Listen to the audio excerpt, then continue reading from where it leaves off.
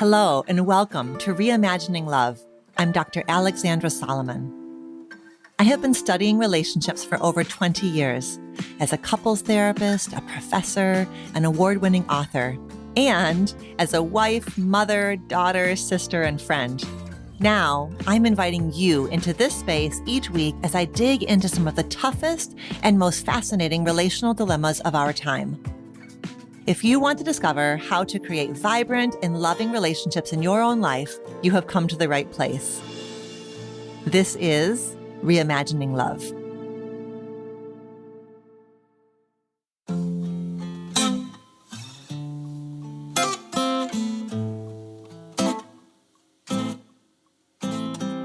Welcome back to Reimagining Love. I am very excited to introduce you to my good friend, Jen Pastiloff, in this episode. And if you're already a fan of her work, you're going to love this conversation and her new book, Proof of Life: Let Go, Let Love, and Stop Looking for Permission to Live Your Life, which is out in the world today. Jen travels the globe as a public speaker and a retreat host, and she's taught thousands of people all over the world in her one-of-a-kind workshops. The author of the popular Substack, also called Proof of Life, she teaches writing and creativity classes called Allow and workshops called Shame Loss. She's been featured on Good Morning America, New York Magazine, People, and other media outlets for her authenticity and her unique voice. Jen is deaf and talks a bit about her lived experience in this conversation. She's also an artist and an all-around creative. Today, Jen expands upon some of her personal stories that inspired her new book. She has a lovely term for the people that we rely on most in our lives, our I got you people. And we talk about how it feels to be around those folks in our lives, the ones who not only support us, but also reflect the best versions of ourselves back to us. We also talk about the importance of doubling down on kindness and play during trying times, navigating the messy middle after a breakup or a divorce, and how we can begin again in life after facing bumps in the road. I hope our conversation leaves you with lots of hope and permission to live a bigger and more beautiful life. Let's get into it. Jen, here you are on my show. My goodness. Hi. Hi. So y'all, Reimagining Love crew, Jen and I go way back. We have been friends and colleagues for probably 5 years. What do you think? Yeah. I mean, so much has changed in that time that it feels like, wasn't it during we were all in lockdown still? I don't know. Yeah. Let's call it 5 years. Yeah. We were two of the creators on the Mind app back in the Mind days when we created beautiful community together. And I just have always loved your wit and your creativity and your authenticity. And now I freaking love your new book. It's just beautiful, Jen. You really knocked it way out of the park.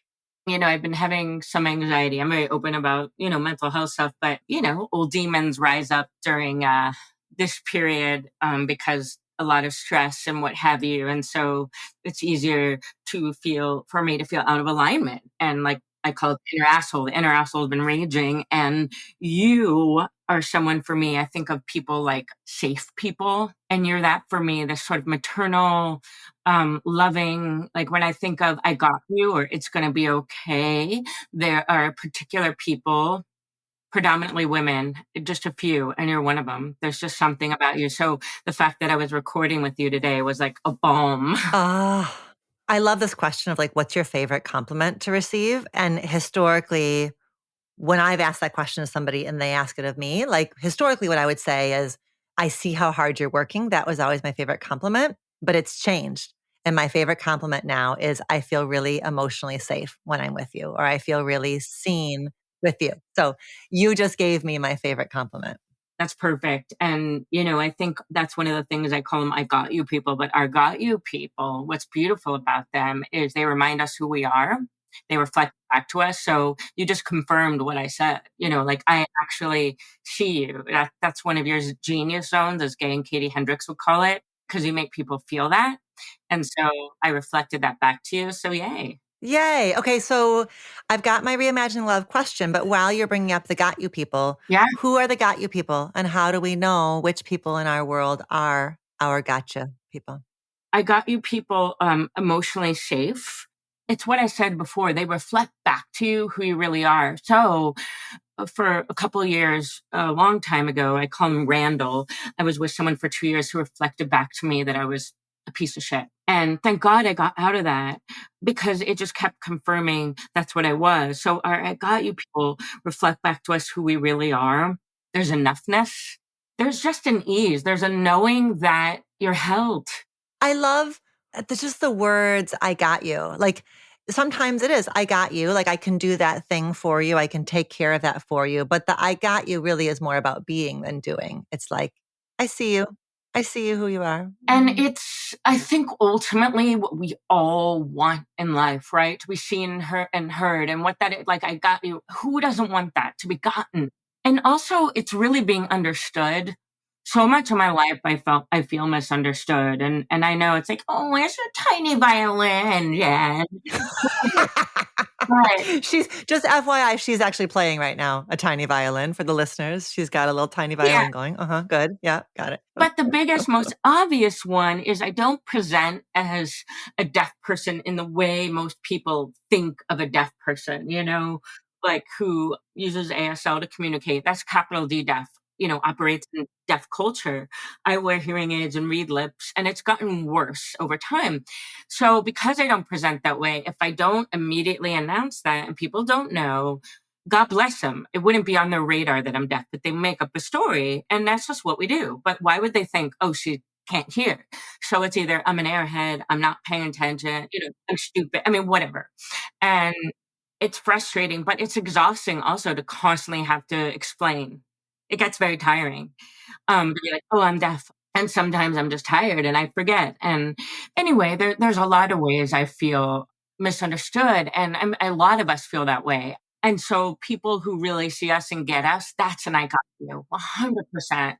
It makes me think of a conversation I had with a colleague of mine, Dr. Adia Gooden, who talked about the need for, she's a Black woman in a predominantly white field, and she talked about the need for spaces that are for Black women to come together. And she used the image of like an oasis in a desert, just that it is hard to feel misunderstood, to do the emotional labor of bridging gaps and bridging difference. And so when you are with your I got you people, just the same way for Adia to be when she's in community with Black women, it's like this oasis. There's shade, there's water. So beautiful. And Mm-hmm. right now in our country, if you're listening and you're in the States, it just feels like the opposite of what's being modeled from the top down. And my mission more than ever, anytime someone disappoints me or I feel let down, I revert to an old, like, it's not fair because of my childhood stuff. All I can do is double back down in my kindness. So what's going on in our country? It's like, okay, it just more than ever be about that love and generosity and community and being there for each other. I attended Glennon Doyle and Abby Wambach and Amanda Doyle's virtual event because their new book just came out. And during the event, Glennon shared a story about a man during Vietnam who every day stood outside the White House during the Vietnam War. He stood outside the White House with a candle day after day, like a little one-man vigil against the war. And somebody said to him, "What are you doing? You standing there with a candle isn't going to change what's happening in this country." And he said, "I'm not doing it to change the country. I'm doing this every day so that the country doesn't change me." Yeah, that's all we can do. Yeah. To double down on kindness. That's what you said. To double down on kindness. Because it feels tempting to be rageful, to be frozen, to run away. And to be kind is resistance. Yeah, and love is a verb. So the idea of doing love, and again, it can look any kind of way. And I think a lot of us get in our heads like, well, I don't have money to donate or time or it won't make as big a difference. But doing love can be like the most minute thing, minuscule thing, and doubling down on that when we feel a lack of or no matter what, just as a baseline way of being. There's no downside to it.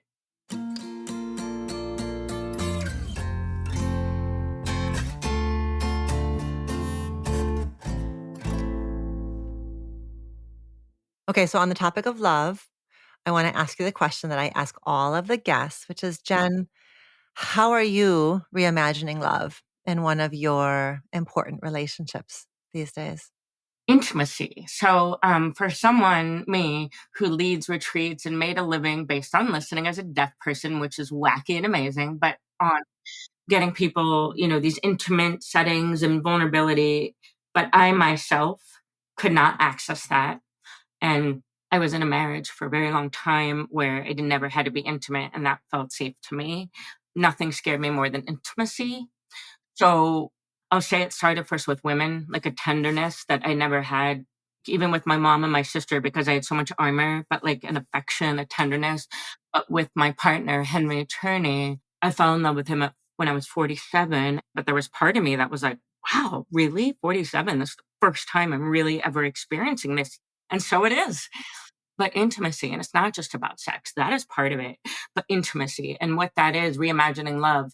And so, yes, it begins with him, and that's mainly what I'm talking about, but it's everything.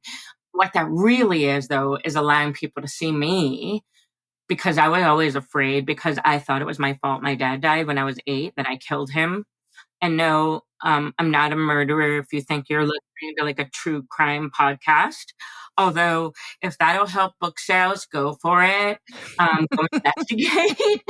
um, Go see if you can solve it. Yeah. no, I said I hate you, and he died, and I was 8. So, and then I never healed that. So, guess what? When you have an 8-year-old brain, what do you think? So I thought, if I let anyone in, I led my whole life like that, they'll see I'm a bad person. And I used to say that to people in my retreats and workshops. People would like cry. So the snot was flying, as I call it. And then I do this thing where I'll say something and they'll start to laugh. And I do it on purpose. I have a real knack for timing. And so I would say something and they'd start laughing, and they'd be snotting and laughing at the same time. And I'd go, everyone see that? Snotting and laughing at the same time. And then the person's laughing and crying more. I go, that's life. That's fallen lovable. That's the word I made up. And I don't really have a definition for it, but that, and I'll point to the person with the snot and the laughter, that's it.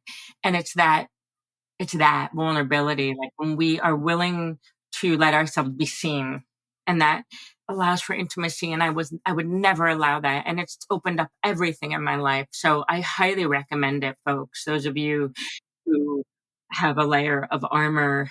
The other night I was on my couch reading, and I looked over, and Henry, my son's 8, and he worships his dad. And the fact that he also loves Henry, I am just like, I hit the jackpot. There's no sense of lack in my home. And I'm very proud of that, like very proud. And I look over, and Henry was asleep on the couch, and Charlie was asleep in his lap. And I just sat there. I took a picture, and I thought, I took a picture because I want to sear it into my brain. And I thought, like, hey, that's possible. And that tenderness, I get to have that. There's a big part of my book is you get to have this. And that's not some kind of privileged thing. Like, I get to have this and you don't. I think it's everywhere, and it's available to all of us. We have to allow it in, and it's a choice. Right. Because even the allowing confronts the belief that you have to hustle and work and earn it and keep earning it. Allowing in some ways is harder than hustling. The example you gave of you taking a picture of Henry on the couch next to Charlie, the fact that you took a picture of it, and you took a picture of it because you wanted to sear it into your brain, because you want to hold on to it, because that's the contrast, right? That's the contrast of all of the years that your inner asshole told you that you were a monster, all the years that you believed you didn't get to have this. So you are active and intentional about searing into you the contrasting experiences that you get to have and allow and embrace. Yeah, I think that's definitely one of the reasons. There's a few. One is, I look at everything. I used to want to be a photographer, and I mean, I still am. I don't make a living like it or as it, but I look at everything like a poem or like a photograph. And so every day I think, Jen, write more, like drop things down. And I get mad at myself for not, but I do photograph all the time. There's something about like capturing images, because I want a record of that. But yes, it's what you said. It's the contrast, and there's the record of it. And then I use it for fodder to paint, or I look at it and I write from it, or just because it brings me peace, like in a moment of, inner asshole raging. but also because that I created something, or I call it rather, because I certainly did not invent looking for beautiful things. My gosh. But anyway, beauty hunting is my spiritual practice, or how I get my head out of my ass, which it's there a lot. And what it is stopping and in the moment, just identifying five beautiful things. And I say five because it's tangible, it's doable. And in the moment is the important part. I'll ask people and they'll be like, the birth of my kid. No, no, no, right now, right now. But oh, but it's hard, but there's but it's boring, but it's ugly, but it's painful. And so it really begins to you begin to really train yourself, as it were, to constantly, it's not innate, and it becomes, especially with other people, because again, I think it's easier for a lot of us to get annoyed and irritated. So if you begin to really train yourself to be like immediately with people, what's beautiful? And I'm not simply talking about external stuff at all. I had this poem and I turned it into prose, but I called it In Praise of the Ordinary. And my idea is like, usually, the ordinary things are the most beautiful things, the mundane. A lot of us miss it because we're so busy looking for the extraordinary. So the reason I took a picture too is it was this mundane, not wasn't mundane at all, but mundane moment of them sleeping on the couch. Yet, the moment in my life when I think of when do I feel the most happy, that moment, or when I'm laying in bed with them on either side of me. And it's those simple, beautiful moments. It's the mundane, it's the simple, and it's a reminder what keep coming back to what's important, what matters. Okay, so I have to be nerdy here for a moment. Do you know that in the field of trauma healing, there's a really big push now around that you call it beauty hunting, but in the world of somatic healing for trauma, it's called glimmers, looking for glimmers. You come to beauty hunting from an intuitive, creative place, and these scientists came to glimmers from a scientific place, and it's all the same damn thing. Yes, I love that.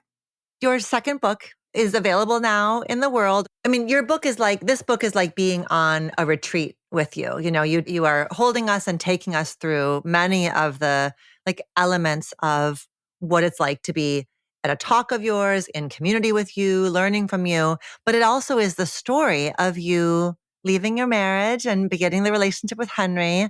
And one of the things that I was really struck by that I wondered if you would talk to us about was the way in which that process for you disrupted a really important friendship. And you wrote in the book about that. Yeah. And if you've ever written a memoir or deal with this kind of thing, it's always tricky to write about other people. Therefore, I didn't talk about it that much in my book, but it was really hard.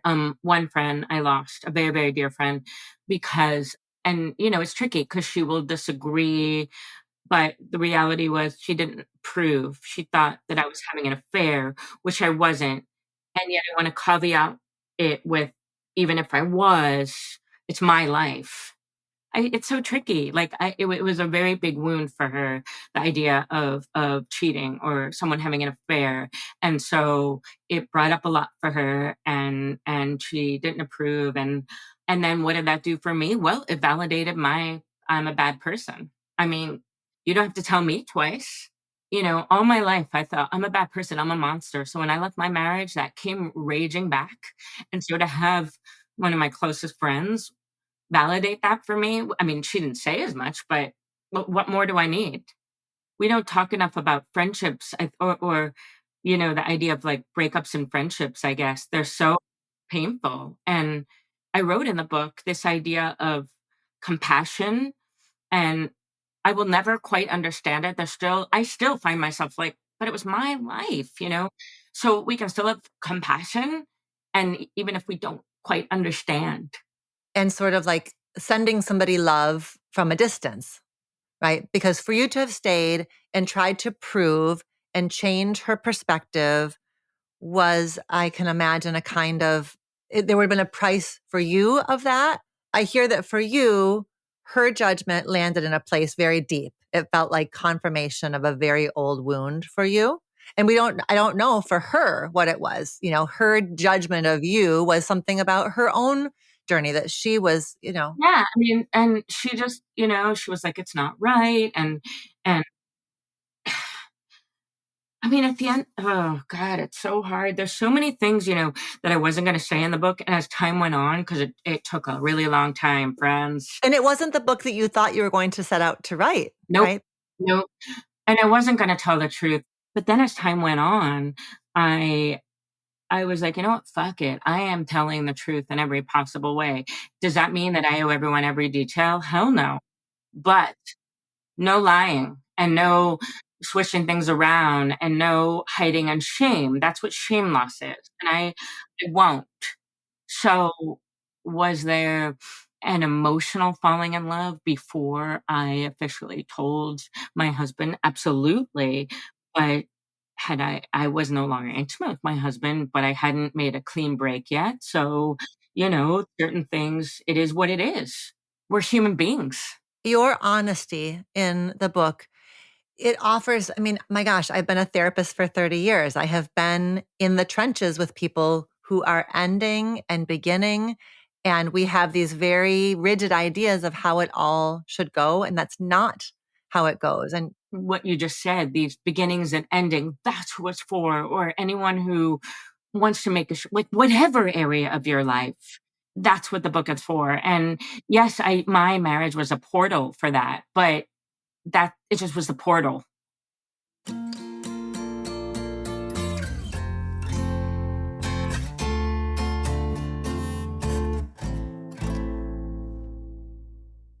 it makes me think about the story you tell in the book about Charlie, the night that he was sad and how you taught him that he can be two things at once. Will you tell us that story? My whole thing in life is we can be more than one thing. And the fact that to impart that upon my son so young, and I do believe that is why he is so able to love Henry and love his dad, and there's no feeling of lack or like that he's betraying anyone or he has to. Oh my god, I if we all had that gift. So what happened was Robert and I, that's my ex, we've kind of he still lives with me, and in fact, it's very similar to it's exactly how it was before. It's kind of like we're roommates. And so we were very much like ships passing in the night. So Charlie didn't quite notice that anything was different because we already were a certain way. But then, like, he would start staying away more, I would, and he started clocking it. And suddenly he used the word divorce. And my therapist, she said, you don't need to say anything if nothing's changing until he starts. Right, because nothing's different. So he did. And the only idea he had of divorce was based on a friend of his whose parents were, it was like embittered. And there was like they couldn't be in the same room and police, all these. And so she said, find out what he thinks divorce is. And so I said to him, sometimes mommies and daddies do better as friends. And that's daddy and I are best friends. And although we're not, I'd love to be one day. We're definitely, as far as he can see, we still family hug, but I said, Daddy and I are best friends. And then he looked at me and he went, but wait, I swear he was 6, 7, 7. Wait, mommy. And this was so profound. He goes, you can be two things at once? And I went, what? Because again, it's literally that's the whole point of On Being Human, my first book, this book, and I had body chills and I was like, oh my God. Yes, honey. Yes. And I talked about grief. I said, Grandpa Mel dying, grief and joy and being able to hold those at the same time. And I said, yes. And that was that. And the minute he understood, so I guess his fear was that Daddy and I would break up and then that would be that. But once he understood that, okay, it's like, and we talk about all the time, it's even better now. But so it was like this the greatest gift I could give him. And I'm very proud of that. And but the thing is, it wasn't just words. I modeled that. Yes. It wasn't just your words, it was your modeling. And that is, I think that there's so much focus on like divorce is bad for kids or divorce is good for kids or you should stay for the kids or you should go for the kids. And it's not the presence or absence of a breakup, it's how you navigate the breakup. Exactly. It's not just words, it's really the how. And it's really to me about modeling who you are. That's why On Being Human ends with the words, now what? The question. It's not a spoiler. And Proof of Life, my new book, is the answer to that. Because I know you'll back me up here as a therapist. Knowing why or being self-aware is not enough. I became sober 6 months ago. And you think I didn't know that I had an issue with drinking? Like, hell, of course I knew. I didn't want to do anything about it though. So it's now what? And so it's modeling what you're saying. It may have the courage to be who I say I am. And some days we don't, but the how and the how is going to be different for all of us, right? And that's why I call it the school of whatever works for you. And I will die on that hill. That is why when I was leaving my marriage, I respectfully asked everyone on my Instagram, please feel free to share your story, but do not tell me how hard it's going to be. Do not. I need to have my own experience because everybody I found was like, oh my God, it's going to be so hard. Oh my God. And I started taking all this on and I thought, well, how do they know that? Oh, they're basing it on either their own or what they've seen on TV or read. Let me have my how. That is it's so important, especially I think in the realm of divorce where things feel taboo. So we go into the experience not knowing much and there's a lot of fear of getting it right, or desire to get it right, fear of getting it wrong. What do you think are the values or the emotions? Like what's the North Star that's guiding you through? Oh, well, I'll tell you. My son is thriving and the abundance of love and as far as he can see with Robert and I, because the whole thing was we never were a couple. He never saw us kissing or hugging or laughing or anything. He sees Henry like that all the time. And so, Allie, I was someone who was always like, I have done love. I'm doing love. And, it occurred to me now, my son, yes, he sees that. I'm doing that everywhere in my life except in my home and my marriage. And I felt like a fraud. I was like, gosh, this is one big sort of area that I'm really out of alignment. And I just didn't think I got to have that. And so I compartmentalized but for Charlie, nothing's different the way he sees it and I. And we're loving to each other. We're like it's nothing's different. The biggest North Star is my son is thriving and so loving. And also that my home, Robert still lives here every other week, that my home feels like a warm hug when you come in. There's no toxicity, that capital H home, that it feels like that still, and that there's an abundance of love. And I mean that capital L, and not to sound hokey, not to sound like, but it really does feel like a haven, a safe haven love. And that, I don't know, it didn't feel that way before.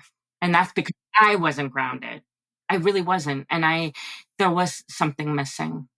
And so that's the North Star. Beautiful. So Jen, before I let you go, tell the Reimagining Love people where they can learn more about you and from you. So we've got links in the show notes for Proof of Life, Let Go, Let Love, and Stop Looking for Permission to Live Your Life. We got links in the show notes. Everyone needs to grab a copy. It's beautiful. I'm imagining people reading it. I want women and men reading it in community together. And there's exercises, there's takeaways. Well, there's poetry, there's exercises. It's weird. Like me, my favorite blurb, and I have some good blurbs, friends. I mean, on it about shame, it's a lot about shame. And Monica Lewinsky said it's the book wishes she had when she was younger. Hello. But Anne Lamont blurbed, but my favorite is my friend Emily McDowell, because she said something like, it's weird in the best possible way. It's like self-help and literary, but then there's a line about shitting yourselves, and that's how our brains work, right? So it's true. And I love that the whole idea of like becoming your own permission slip. And this book really models that, because it's like, it's totally like there's weird old footnotes and there's poems. And I have a Substack called Proof of Life. So either I'm really smart, like I populate SEO with that, or I'm really lazy and just can't think of other titles. But that is also my Substack, Proof of Life. JenniferPasteloff.com is my site. It's probably out of date. You could email me there, but I'm on Instagram a lot, Jen Pasteloff. And, I do speaking gigs. I lead retreats to Italy and Ojai And you can get my book anywhere books are sold. If you can support an indie bookstore, that's just a plus because they are a dying breed and that is doing love. But truly, get it anywhere you can. And I've been doing this thing, friends, where if you email me a screenshot that you bought the book, I give you a paid subscription to my Substack. And the reason that's special is I do workshops that I give away free to paid subscribers. So it's like my way to say, I love you. Thank you for getting my book. And I do workshops, like really incredible workshops. You do. I've been to one of your workshops. They're really special. So if you want to do that, I would love that. There's poems in every chapter, which makes me so proud because I thought I was going to be a poet in my life. And then I accidentally dropped out of college. And so, when I was like 22, of course, I thought I'd have a book of poems and I'd go on to become a PhD and it happened later. And I'm not a PhD, but I did it. I did the thing. I wanted to read a poem about love. So I was thinking about which one to read if we have time. Will you do, I know the one I want you to read. Well, tell me. Will you read instructions for when you feel lonely? Absolutely. That opens the book. And I love this. So friends, these are literal instructions for when you feel lonely. And I think it's so perfect. And I forget it a lot, which is if you feel like, oh, no one has me or no one's listening, I want you to reconsider and to look for different evidence and to ask yourself, am I allowing for it? Am I open to it? Am I stepping out of my proverbial room, right? Open the window and scream. When no one screams back, don't go see, as if silence is evidence that you are alone in the world. You can't use that quiet as proof of your forsakenness. Look for evidence somewhere else. Carve your name with a tiny fork in a secret spot. Something to touch when you need to remember that you are here.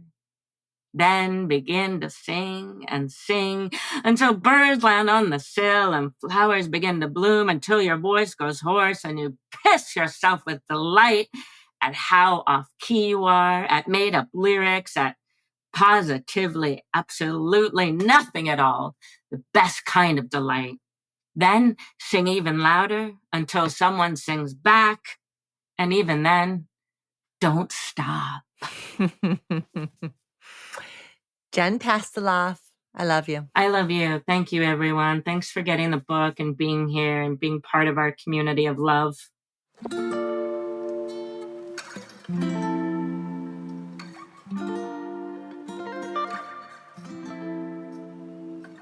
Thank you, Jen, for joining me for this vulnerable and inspiring conversation. You can pick up your copy of Proof of Life, Let Go, Let Love, and Stop Looking for Permission to Live Your Life by following the link in the show notes. It's hot off the presses today. Until next time, be well.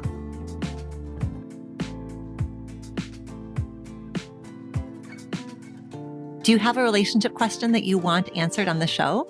Visit reimagininglove.com to send in a written or audio question. Questions can be about intimate partnerships, family relationships, friendships, you name it. If you're looking for more love and relationship content, you can find me on Instagram at dr.alexandra.solomon or visit my website, dralexandrasolomon.com, where you'll find my blog as well as the Intimate Relationships 101 e-course based off of the popular class I teach at Northwestern University. Thank you for listening and see you next week here on Reimagining Love.